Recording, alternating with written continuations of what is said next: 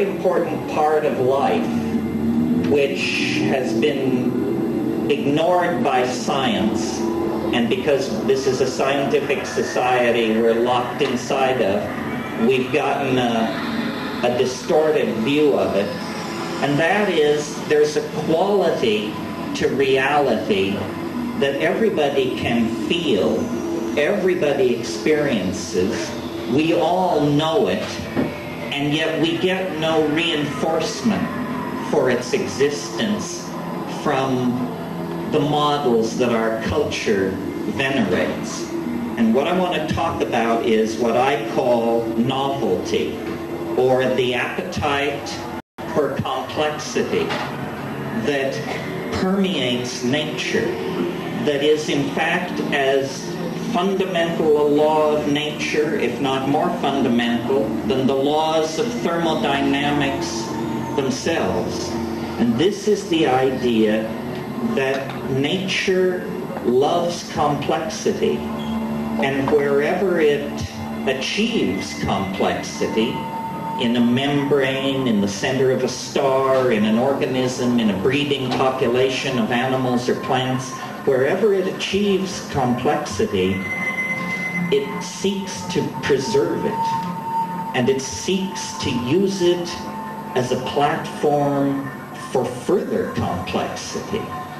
This is what the universe is. It's a complexity-generating engine of some sort, on all levels, not only in biology, but in physics. If you look backward in time, the universe becomes more simple. 1 million years ago, there was no human civilization. 100 million years ago, there were very few mammals. 1 billion years ago, life had yet to emerge onto the land. 5 billion years ago, the planet itself was in the process of condensing. If you go back to the domain of the Big Bang, you find a world, a universe of pure electron plasmas, not even atomic systems, still less molecular systems. All that lies in the future. So in a sense, as the universe ages, as it cools, it complexifies. It becomes more novel. And biology on this planet, since we only know of its presence here and in a Martian meteorite discovered last summer, complexity on this planet finds its concrescence in animal life, still more in ourselves.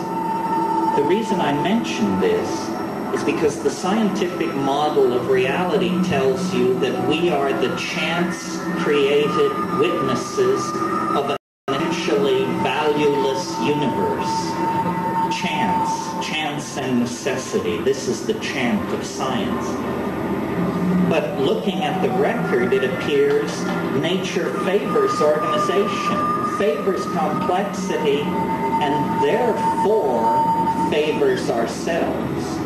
Because we represent animal complexity plus culture, plus phonetic alphabets, plus high technology. So the universe has put all of its eggs, or at least the processes of evolution on this planet, have placed all their bets in the human world.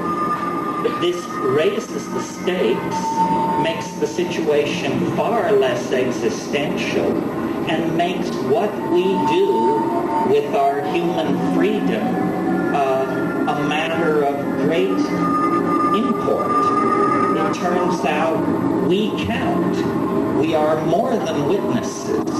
We are more than victims.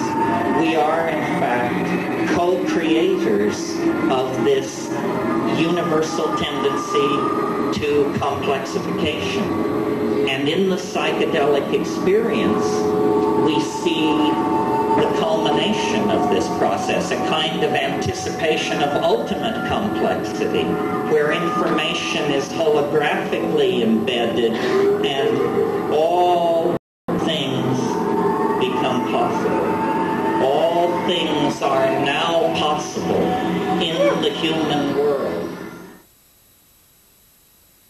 Reductionist biologists have said of life itself, it's a kind of iridescence on matter.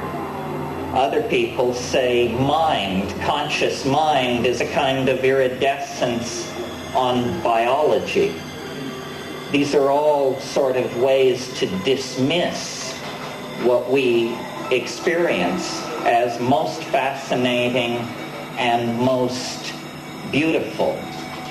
You know, Plato linked the idea of the good, the true, and the beautiful. But it's hard to tell what is good, and it's hard to tell what is true. But it's not hard to tell what is beautiful.